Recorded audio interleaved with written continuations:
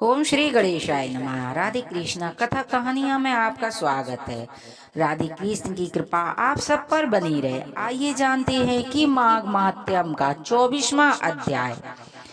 ब्राह्मण देव निधि ने महर्षि लोमस से कहा, प्रभु आप कृपा करके मुझे उस पिशाच की कथा सुनाइए जिसे महात्मा देवदूती की कृपा से मुक्ति प्राप्त होकर सदगति प्राप्त हुई है। ब्राह्मण वेदनीति ने प्रार्थना कर महर्षि लोमस ने उसे निम्नलिखित कथा सुनाई। प्राचीन काल में द्रविड़ देश में चित्ररथ नाम का राजा राज्य करता था। वह संपूर्ण शास्त्रों का ज्ञाता विद्वान तथा सूरवीर था, परंतु साथ ही अति विषय एवं कामाचारी था। वह सदैव ही स्त्रियों में आसक्ति कर वासना में लिप्त रहता था। उसे संपूर्ण शास्त्रों का ज्ञान था तथा उसके हृदय में धर्म और ईश्वर के प्रति कोई आस्था नहीं थी। वह नास्तिकों और समान प्रश्न करता था कि भगवान कौन है, कहाँ रहते हैं, किसने उन्हें देखा है। इस कारण वो निथर्क प्रश्न किए हुए वह सदैव ही पापाचार में लिप्त रहता था। राजा चित्ररथ का अधर्मी एवं नास्तिक जीवन इतने तक ही सीमित था, बल्कि वह भगवान का भजन पूजन करने वाले धर्मात्मा आसक्ति जनों को भगवत पूजा के अपराधों में कठोर दंड भी दिया करता था। पाप युक्त और दुराचारी जीवन व्यतीत करते हुए आयु की पूरी होने के पश्चात एक दिन राजा की मृत्यु हो गई। मृत्यु के पश्चात राजा चित्ररथ की मृत आत्मा को यमदूत ने घोर कष्ट तथा अनेकों यातना दी। यमलोक में राजा चित्ररथ की जो दुर्दशा यमदूतों द्वारा की गई, अब मैं उसका वेदांत तुम्हें बताता हूँ। चित्ररथ उसके कर्म भोग अनुसार सभी भयानक यातनादय नरकों में क्रमानुसार पहुंचाया गया। राजा के सर्वप्रथम तामसीय नामक नरक में डाल दिया गया, फिर उसे अंधा समित नरक में डाला गया। इसके बाद उसे उग्र रोवन नरक तथा महानरक में डाला गया।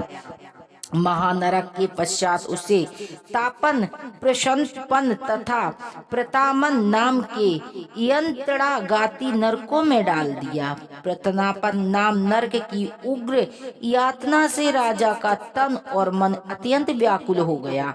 संतान, काकोल, कुवंडल, प्रतिमृत इत्यादि भयानक नरकों में भी राजा को क्रम डाला गया। इसके बाद उसे लोहे, अंकुश से मृगी यंत्र, साली में इत्यादि महादुर्गम या तथा दुखदायिनी मार्गों से प्रविष्ट होना पड़ा। राजा के नरकीय जीवन का यही अंत नहीं था, उसे पुण्य प्रसिद्धमय बन लोहे, तारक इत्यादि महादुखदायी नरकों में भी डाला गया। देवादि देव भगवान विष्णु ने द्रोह रखने का कारण राजा चित्ररथ को 21 पूर्ण पर्यंत हो गया महा घोर नरक यातना भोगनी पड़ी। उनका वाणी द्वारा वर्ण संभव नहीं था।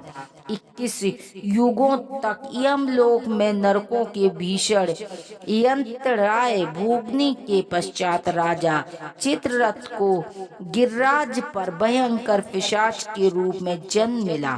पिशाच योनि में राजा का जीवन भयानक दुखों और कष्टों में घिरा हुआ था। वह सदैव ही क्षुधा, भूख और तृष्णा प्यास से व्याकुल होकर भटकता रहता था। उसे सर्दी गर्मी में भी असह्य यातना भोगनी पड़ती थी। इस प्रकार पिशाच योनि से दुख भोगते हुए भूख प्यास कष्टों से व्याकुल पिशाच देहधारी राजा चित्ररथ ने प्रसन्न वन में प्रवेश किया। वहां उसे एक बहेड़े में वृक्ष की छाया में बैठकर अपने दीर्घ कालीन यंत्रणादायी जीवन पर विचार करते हुए वह रोने, चीखने, चिल्लाने लगा। हाय, मैं मेरा इस प्रकार दुख से व्याकुल होकर चीखते हुए पिशाच देहधारी राजा चित्ररथ बहुत देर तक रोता रहा।